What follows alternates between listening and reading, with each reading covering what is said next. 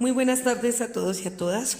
El día de hoy me encuentro en una entrevista que me hacen mis queridos estudiantes de la ESAP frente a la situación de Colombia en el siglo XX, intuyo yo. En este caso, pues abordaremos temas políticos, temas económicos, sociales y el conflicto mismo que han suscitado bastante consecuencias de este presente que nos atañe en el momento. En primera instancia, en el cuestionario que me facilita, me preguntan por qué el general Rojas Pinilla no incluyó a los liberales en su gobierno y pues qué consecuencias tuvo esto. Pues primero hay que precisar lo siguiente, vamos a hablar un poco de Rojas Pinilla. Rojas Pinilla va a ser un personaje muy enigmático, paisano, oriundo de la ciudad de Tunja, un hombre muy culto, de muy buena familia, va a estar formado como pedagogo en la Escuela Normal Superior de Varones de la ciudad de Tunja, va a hacer carrera militar posteriormente en la Escuela de Cadetes del Ejército y dentro de ello también va a estudiar ingeniería civil. Por ello él deja un legado muy interesante para la ciudad de Tunja con la UPTC, puesto que pues su afinidad por la ingeniería le da el corpus tecnológico. También Rojas Pinilla va a estudiar en los Estados Unidos, como ya lo dije anteriormente, ingeniería civil en el Instituto Trine University en la ciudad de Indiana. Bueno, él hace un recorrido bastante grande por cargos administrativos y obviamente militares, va a participar en la guerra con el Perú, va a participar en los hechos de represión de la violencia del 9 de abril de 1948, va a tener gran preponderancia y mucha cercanía pues a los gobiernos. En 1953 se da el golpe de Estado, famoso golpe de Estado de Rojas Pinilla, donde él y su junta militar con el general Palís van a asumir el control del país. Todo esto debido a que la violencia del 9 de abril y situaciones como la de Laureano Gómez va a perder el poder supuestamente, van a generar que Rojas Pinilla organice, pero él no solo, sino obviamente conectado con el Partido Liberal y con el mismo Partido Conservador, van a acordar que él dé ese golpe militar y se tome el poder por esta vía, que no es una vía democrática, obviamente.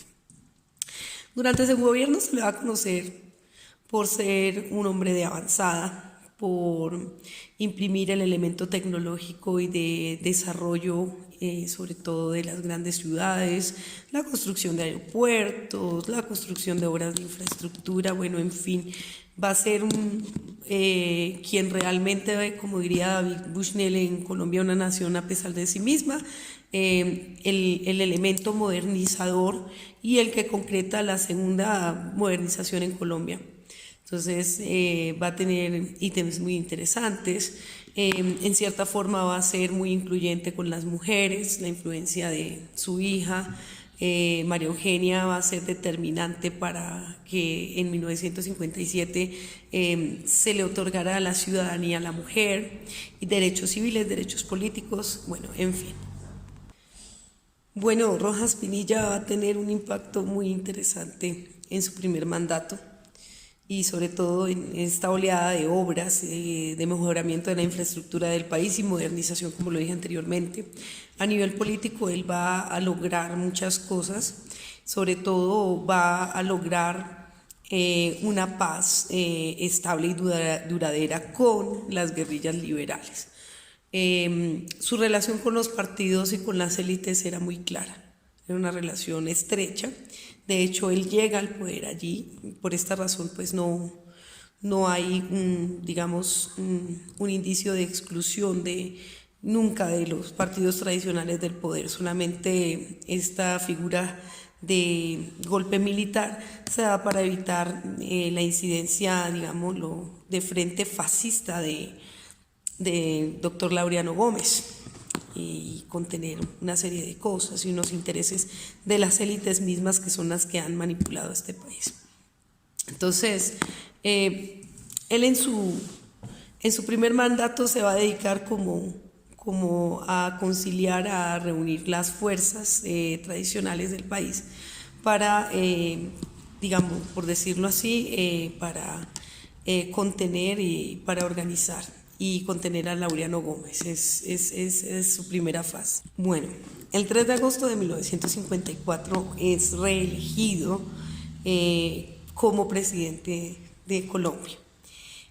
Allí va a lograr radicar el proyecto de ley para aprobar el sufragio de las mujeres, que 3 años más tarde, repito, en 1957 se va a ratificar y va a establecer, por así decirlo, un nuevo partido, pero ya en el 9 de enero de 1955, que va a llamarse la ANAPO, la Alianza Nacional Popular.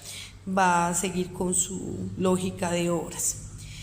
Bueno, como todo, pues a él se le conoce como un dictador, uno de los dictadores de América del Sur. Y hay mucha especulación, unos dicen que sí lo fue, otros dicen que no lo fue. Obviamente cuando se acude a la censura de la prensa, cuando hay persecución del opositor, eliminación del opositor, cuando hay represalias por no estar de acuerdo, pues sí se podría de alguna manera conjugar una dictadura. Y pues para nadie es un secreto que Rojas Pinilla, por ejemplo, mandó a cerrar El Intermediario, que hoy día es el periódico El Tiempo, de casa de corte liberal. Para nadie es un secreto que él censuró muchos medios de comunicación y sobre todo en prensa, porque en ese momento el control de la televisión, que fue quien aporta, introduce la televisión en Colombia, pues va a manipular y en cierta forma va a encaminar los medios de comunicación para mostrarlo a él. Al Intermediario lo cierran. Bueno, el Nuevo Siglo sigue, el periódico El Siglo sigue operando. En fin, hay medios y los medios son pues totalmente coartados para que de alguna manera hablen a favor de su gobierno. Viene la censura, viene la represión, viene el encarcelamiento de estudiantes y la masacre de la Plaza de Toros.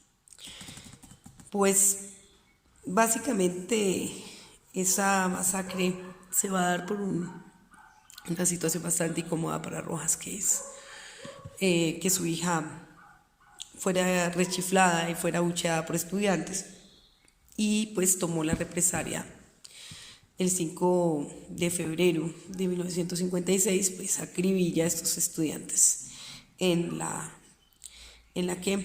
Plaza de Toros La Santa María en Bogotá. Se empieza a gestar tras bambalinas la recuperación del poder por parte de los partidos tradicionales. Sea un pacto bipartidista. Por fin los liberales y los conservadores se van a poner de acuerdo para gobernar a Colombia en alternancia en una figura que se conoce como el Frente Nacional. Esta alternancia pues va a darse a partir de 1957, que se hace el pacto de Sitges, y los dos pactos, Sitges y Benidorm, son los que van a consolidar esa unión conveniente en el momento de los partidos y obviamente el derrocamiento de Rojas Pinilla en el poder. La siguiente pregunta tiene que ver con la censura, aunque ya la desarrollé en la anterior. Pues la censura a los medios de comunicación, en especial a los diarios El Tiempo y El Espectador, en la época nombrados así, asimismo que al Siglo, el cual pues no persiguió tanto, más que todo su persecución fue más hacia el Tiempo, por sus denuncias abiertas de la dictadura, por sus digamos, columnas que incitaban también al odio. Bueno, hay que entender que la prensa no siempre ha sido objetiva, pero en este caso pues no había que proceder con censura para poder amonestar a la prensa. Y sí, esa censura se da en los medios escritos. Sin embargo, permite que el Tiempo funcione bajo el nombre del Intermedio y pues los otros periódicos también, pero controlándoles muchísimo lo que publicaban y en fin, o sea, sin libertad de prensa. También pues asimismo él monopoliza los medios de comunicación, monopoliza la radio y la televisión, aparece la radio nacional y aparece pues la televisión nacional y él tiene el monopolio del poder. En eso consta la censura. Digamos que él estaba bastante molesto con la persecución que estos medios hacían a sus actos de gobierno y a todos sus actos, pero eso no justificaba que coartara la libertad de prensa. Bueno, la tercera fuerza va a ser una alternativa obvia al bipartidismo. Va a ser un partido que va a estar compuesto más por las clases populares y obreras que por las élites. Va a tener una carga, digámoslo así, social muy importante y obviamente este partido, recordemos que coincidentemente pues Rojas Pinilla está en el boom del inicio y consolidación de las dictaduras en América Latina. Va a tener un semblante obrero, católico, algo así muy parecido como en Argentina con la Argentina de Perón, con los peronistas. También esta tercera fuerza va a convertirse posteriormente en la Alianza Nacional Popular, llamada ANAPO. Y la ANAPO va a constituirse como un partido fuerte y en las elecciones ya donde Rojas Pinilla ya quiere llegar a la presidencia de la República en su tercer intento, de forma democrática lo va a hacer con la ANAPO. Bueno, se me pregunta por el Frente Civil, comúnmente llamado Frente Nacional, que es la expresión de la alianza política entre el bipartidismo, entre liberales y conservadores de 1958